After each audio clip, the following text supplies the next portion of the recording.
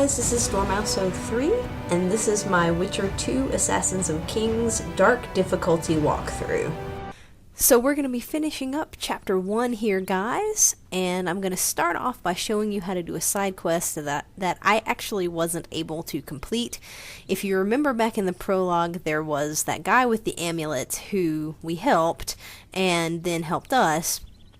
And I said I was going to not be able to finish this quest because I was actually supposed to kill him or have him die, get killed within the course of that side quest in order to get his amulet and be able to complete that.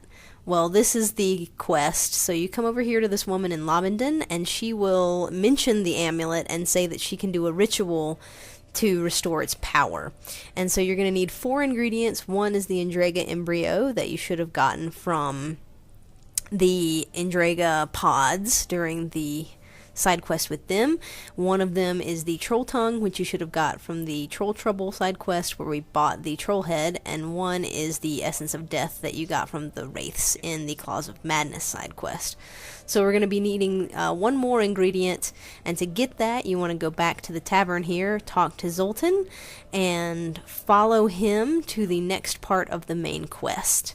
So I just wanted to show you that section with her because I usually go ahead and initiate that quest before I come and do this next part of the main mission, because you want to have that sort of set in motion in order to be able to finish it out here, because it's kind of a tiny window for when you can actually complete that side quest. So in any case, you follow Zoltan down here, and we're going to be having another kind of mini boss fight with an enemy that's very similar to the Queen Endregas, and we're going to be fighting them in a very similar fashion, or it in a very similar fashion. There's only one.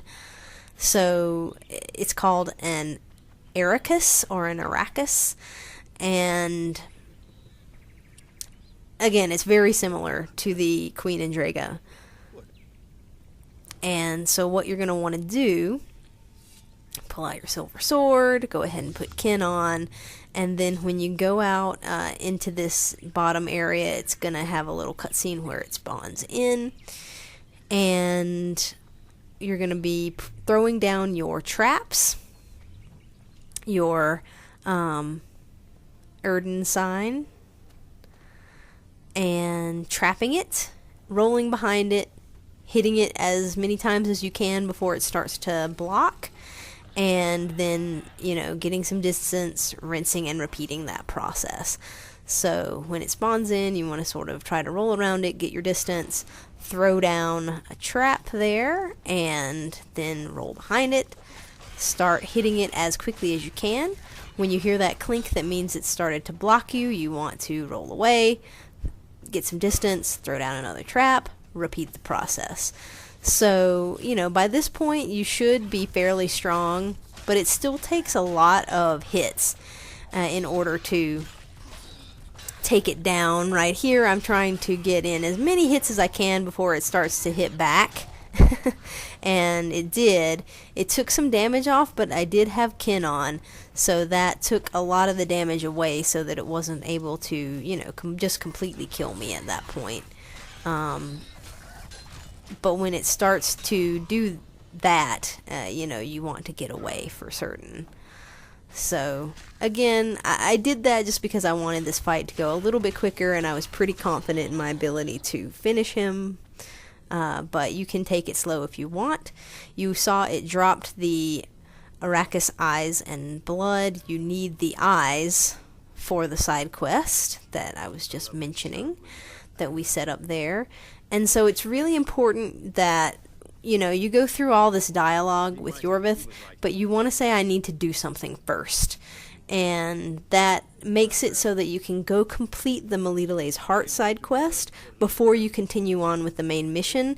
If you continue on with the main mission, then you won't have the opportunity to finish this side quest or any other side quests that you have yet to do in this area. So you just want to make sure you do that. Head back over and speak to this lady again, And when you talk to her and have all 4 of those ingredients, I'm going to show you once again what they are. And you only need 1 of each one of them. And so once you've given her all 4 of those ingredients, she's going to ask you to meet her at nighttime at the altar of Veyapatis, which is right here on your map. So you just make it down here. You use your medallion to make it so that it's nighttime. And then she starts the ritual. You're going to have to fight a bunch of wraiths that come 3 at a time. And once you defeat 10 of them, the ritual will be over. That will complete that quest, and you'll get your XP and the medallion. Actually, you'll get that back. So that's how you complete that side quest. I just wanted to make sure that, you know, I pointed that out, even though I wasn't able to do it for you in this playthrough. And so you want to just come up to the top of the Elven Ruins here, and you're going to be meeting Iorveth. And this next section, there's a lot of dialogue. You can, you know, choose to talk to Letho as much or as little as you want to sort of flesh out the story and find out some things about stuff that Geralt doesn't remember. And you're also going to have at the end of this a choice, the first of the sort of choices between Iorveth and Roach. I'm not quite sure if this one matters, if it actually closes off one of the paths to you, because I think you can still choose either one regardless of what you choose to do right here. But since I'm going to take the Iorveth path, I'm going to help out Iorveth and give him his sword. If you want to take the Roach path, you just help Roach instead and don't give him the sword. So you fall down here, you want to throw on Kin immediately because this boss fight is pretty tricky. You're going to be fighting Letho, and you know, he can do pretty much everything that you can do. And so, you know, there are different ways that you can defeat him. You know, you want to be using your signs. I think I've done it in the past where I used the Earden traps and used those. When I tried to do it this time that way, I think I may have tried to do that during this run, but he doesn't get trapped for very long sometimes, and that puts you in a bad position. So the way that I'm doing it here is sort of the, I guess, safer way, where I'm just sort of rolling around, waiting for his Kin to go away. You saw right there immediately when it went away that time, he put it back on, the jerk. And so you just kind of want to not get too close to him if you can. It's a very tight little area in here. But you want to try to stay kind of away from him, dodge all of his Ard and Igni attacks, and throw on Kin when you can. When his Kin wears off, you can then go in and start hitting him. You saw that I put on Ard right there. That just kind of, it throws him back and stuns him a little bit and allows you sometimes to get a few hits in on him, as you'll see right here, which can be good. When he starts to block you, it's unlikely that you're going to get any more hits in at that point. So, you know, you want to just sort of back up and repeat the process. So throw Kin on when you can. When his Kin goes away, you can get some hits in on him. You'll see that I accidentally hit my stick to make the medallion go off, which is very not good during these fights. But when you get him down to about half health, he will, you know, it'll go into a cutscene and that will be the end. You don't have to take off his entire health bar, which is good, because that can be quite tricky. So you saw there toward the end, another good reason to keep Kin on is to, you know, be able to do some damage to him if he gets a hit in on you. You saw that, you know, when he doesn't have Kin up, if he hits you while your Kin is on, that will hurt him. So that's just another reason, besides being protected, that you want to have that sign on as much as possible. And so you make your way back into town. There's going to be a bunch of these humans beating up dwarves because they've flown into a racist rage at this point, I guess. And so they're wanting to hurt and get revenge, I guess, on some of these innocent townsfolk, instead of taking their aggression out on the people who are really causing them problems. And so I try to help as many of them as possible, because that's just, what I like to do. You don't have to do that, but it's just sort of walking around a little bit, using your axie persuasion on the people to kind of get them to, realize that they're being jerks. But you make your way back to the tavern, you speak to Dandelion, and he's going to let you know that Triss is missing, and so we're going to be going to find her in a minute. I'm going to come over here and help out this last dwarf, and then we're going to be moving on with the main quest line here.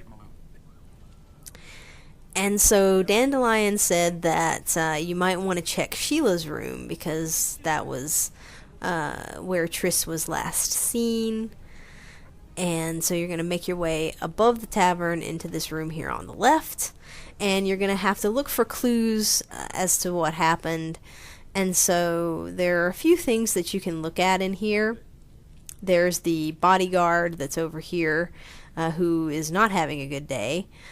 And there's some blood, there's this lovely symbol here, but what you want to look at is over there on the right. There's a peephole into the next room, and so you're going to go over there and see what the person next door might have witnessed or overheard. And so you head on over there, you get some really sad stuff going on over in that room. One of the people has been killed and whatnot. So you find out that Triss was with Cedric, and Cedric was actually injured. And so what you're going to be doing now is following this trail of blood to try to find Cedric. And now this is easier if you have a cat potion to help you sort of see in the dark, and it highlights those blood stains for you. If you're like me and forgot to take your cat potion out of storage, what you're going to want to do is use your medallion. You'll see that I use that every now and again to kind of highlight the blood stains. The only thing you want to be careful of with that is that it will also highlight traps that are still in the area. It will highlight herbs like you saw just there. And so you want to, be careful about what you're following. You obviously want to follow a trail of blood and not a trail of traps and herbs and necker nests and everything else that's going to show up. So in any case, where you're going to want to be going, I'm going to show you when I eventually get there, is the waterfall.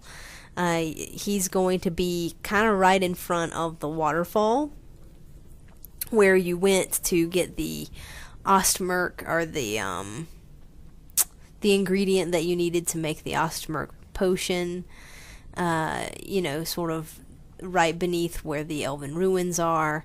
That area where you fought some drowners and stuff before, and you've been there many times if you've been following along with all of the quests and side quests. And the reason that, I tell you just head to the waterfall is that it's really confusing. Like, these blood trails lead you to a lot of dead ends where you find these bodies that aren't Cedric and aren't where you need to go. You get really turned around in these woods, as you see that I have been, doing. And I don't know, I just find it very confusing in here. That may just be me, but I find it kind of tricky to follow these blood trails for whatever reason, whether that's because I'm not using the potion that I should be using, or because it's just, meant to be confusing. I don't know, but you find him, he's right there, right in front of the waterfall. And I leveled up, so I'm going to go ahead and continue, down the magic path here. So I'm going to go ahead and upgrade magical life force. That's going to give me vitality plus 50, and it's going to move me toward the left side of this tree, which is where I want to be. Those are your best abilities, and you want to get there and get those unlocked as early as you can. So now we're going to head back up, and at this point you kind of have this choice between Iorveth and Roach, which one you're going to align yourself with, and I'm going to do the Iorveth path. I just like this one a little bit better than the Roach path, and I've done it before on this difficulty, so I know that it's possible. I've heard that it's the harder of the two paths, so take that with a grain of salt. Everybody has their own opinions on what's more difficult. So in any case, you're going to speak to him. You meet him down here at sort of the edge of town, and then what you're going to be doing is sort of taking him through town. So I usually take the conversation option. I'd use a trick, and what that's going to allow you to do is go through all these guards, take Iorveth through town, and make your way to the prison barge without very much resistance. I haven't done it without doing it this way, so I don't know if you'd be having to fight these guards if you didn't do this trick, but I assume that you might. So to be on the safe side and to keep you out of as many battles as possible, it only makes sense to go ahead and use the kind of trick here. So when you get past all these guards, you will make your way to the prison barge, and you'll have a little fight up here. There are quite a few of these guards that you need to take out. What you want to do is what you've been doing, the whole time now. Make sure you have your kin sign on, because these guys can get you surrounded and cornered, and you don't want to open yourself up to getting hit as much as you can avoid. So you throw that on, and you just sort of do some work on these guys. At this point, your magic should be leveled up pretty high if you've been following what I've been doing. If you aren't into the magic and are doing more of the sword play, then that should be leveled up for you quite a bit at this point also. So use the things that you've been using to make your life easier here, because like I said, there are quite a few of these guards that you have to take out. Iorveth does a little bit of helping, mostly in keeping them distracted, so that you have fewer of them at a time. So once you take them all out, you're going to have some more cutscenes and some more choices to make. There's an interesting choice here at the end of this chapter, where you can either go and help some elves that have been captured, or you can go after Letho. And just to keep the consistency with the story, I'm going to go help the elves, because, that's the faction that I've aligned myself with, and that makes sense. If you're doing the Roach path, it makes sense to go and take out Letho, because he's threatening some of your Blue Stripes compatriots. And, that way you'll get to see how this plays out on both sides. I do definitely recommend doing both playthroughs, because it is pretty different when you get into chapter 2 and 3 as to what happens, and they're completely different side quests and things, and completely different areas that you're going to be in, which is pretty cool,